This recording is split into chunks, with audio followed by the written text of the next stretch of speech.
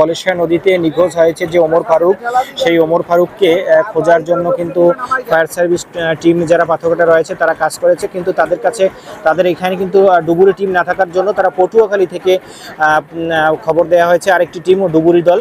তো তারা এখানে এসেছে আজকের বিকাল 3টে থেকে এই বলেশ্বর নদীতে অর্থাৎ সুন্দরবনের অপর প্রান্তে কিন্তু এই বলেশ্বর নদীতে এই ডুবুরি টিম কাজ করেছে। তবে এখনও খবর পাওয়া যায়নি। আমরা দেখতে পাচ্ছি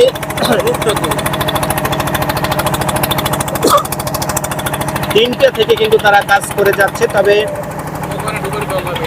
এখনো তাদের কোনো এই ওমর ফারুকের সন্ধান এখন পর্যন্ত পাওয়া যায়নি। তবে এখানে স্থানীয় লোকজনের দাবি যে পাথরঘাটায় ফায়ার সার্ভিসের যে টিম, সেই ফায়ার সার্ভিসের টিমের সাথে যদি একটি ডুবুরির টিমেও যদি এখানে সংযুক্ত করা হতো তাহলে হয়তো দূরে এখানে যাওয়ার প্রয়োজন ছিল না।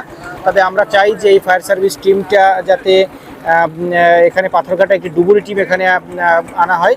তো এখানে দেখতে পাচ্ছেন যে বলেশ্বর নদীর দুই তীরে অনেক লোক কিন্তু তারা অবস্থান নিয়েছে। আমরা সেই বিষয়টি আপনাদেরকে দীর্ঘক্ষণ যাবৎ অ্যাজ লাইফের মাধ্যমে আপনাদের সাথে বা লাইভের মাধ্যমে আপনাদের সাথে আমরা সংযুক্ত হওয়ার চেষ্টা করেছি। তবে আমরা চেষ্টা করব যে এই ওমর ফারুকী যাতে খুব দ্রুত উদ্ধার করা সম্ভব হয় এবং আমরা আপডেট আপনাদের সাথে তুলে ধরার চেষ্টা করব।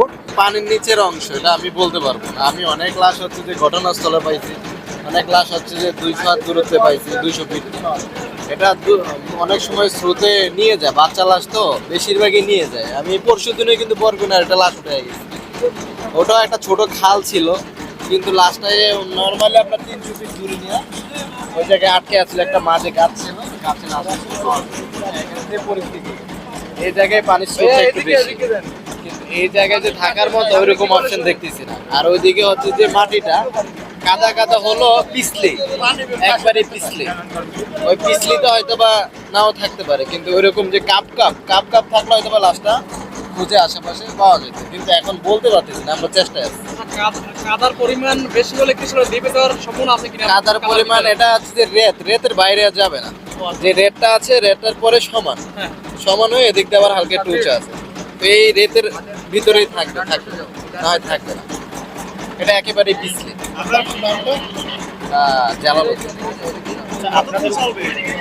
আমাদের কার্যক্রম তো চালাইছি, যে ঘটনাস্থল যেটা বিশাল নদী, তো পুরা নদী তো দেখা সম্ভব না। পর্যন্ত কি এখানেই সমাপ্ত আপনাদের? এখন হচ্ছে যে আমাদের ইনচার্জ আছে, ওনারা কথা বলবে, তারপরে বাকিটা আমরা দেখবো। রাতে তো আর উদ্ধার না, রাতে উদ্ধার কার্যক্রম আমাদের নেই।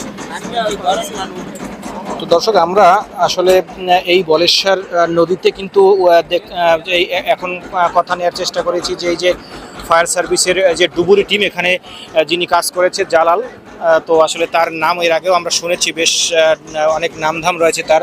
তো তার এখানে দীর্ঘ কয়েক ঘন্টা ধরে তিনি কিন্তু কাজ করেছেন, তার সহকারী হিসেবে আরও একজন ছিল।